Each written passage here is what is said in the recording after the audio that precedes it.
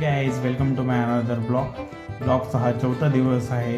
हा दिवस माझ्यासाठी खूप खास आहे कारण माझ्या बालपणचा जे मित्र आहे त्याचा आज लगीन आहे. त्यासाठी आम्ही थेट निघालो लग्नाला निघाल्यानंतर आम्ही व्हिडिओ बनवायला सुरुवात केली. व्हिडिओ बनवायला सुरुवात केल्यानंतर बाहेरच्या साईडचा आम्हाला खूप नजारा खूप खास दिसला. त्यासाठी आम्ही थोडंफार कॅमेऱ्यामध्ये ते नजारा केला कॅप्चर केल्यानंतर आम्ही थेट पोचलो बार्शीमध्ये पोचल्यानंतर तुम्ही बघू शकता अशा प्रकारे सगळेजण डान्स वगैरे करत होते. खूप एन्जॉयमेंट चालू होते आणि खूप मजा येत होती. नंतर मग अविनाशला आम्ही थोडंफार बोलल्यानंतर हातात हात दिलं. नंतर मी पण थोडंफार डान्स केला. आणि ना खास म्हणायचं काय, अविनाशच्या लाईफमधला हे खूप मोठा क्षण आहे. आणि त्याच्यानंतर सर्व विधी वगैरे संपन्न झाल्यानंतर आम्ही थेट गेला. अविनाशचे फोटो वगैरे काढले, अविनाशला शुभेच्छा वगैरे दिल्या. नंतर आम्ही जेवण करून बाहेर आलो होतो. बाहेर आल्यानंतर आईस्क्रीम खायला आम्ही एका मामापाशी गेलो होतो. मामाला आम्ही सहज विचारलं, मामा तुम्ही किती वर्ष झालं हा व्यवसाय करताय?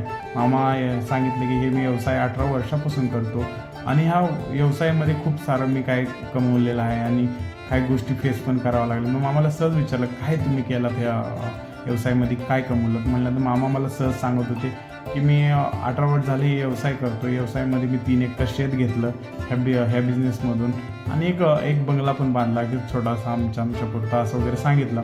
मग मामाची स्टोरी ऐकून एकदम शॉक झालं. मग आम्ही आईस्क्रीम जेव्हा खाल्लं ना, खरंच आईस्क्रीमची क्वालिटी खूप चांगली आहे आणि तिची कॉस्ट फक्त 10 रुपीज असल्यामुळं ना ते मामाचं बोलणं पण. आणि मामाला सहज विचारलं आम्ही ॲटलिस्ट रोज तुम्ही किती रुपये प्रॉफिटमध्ये असता? तर मामा सांगत होते आम्हाला रोजचा आम्ही 1000-1500 रुपयाला प्रॉफिटमध्ये असतो. आणि हे 6 मंथ काहीतरी असतं ना त्यांचा धंदा असं सांगितले. नंतर मग आम्ही बोलत असताना काळू हसत होता, आता काढू मग काय होतं तर माहीत नाही काळूचं काय समजतच नव्हतं. येताना पण हसत होता आणि आता पण हसत होता.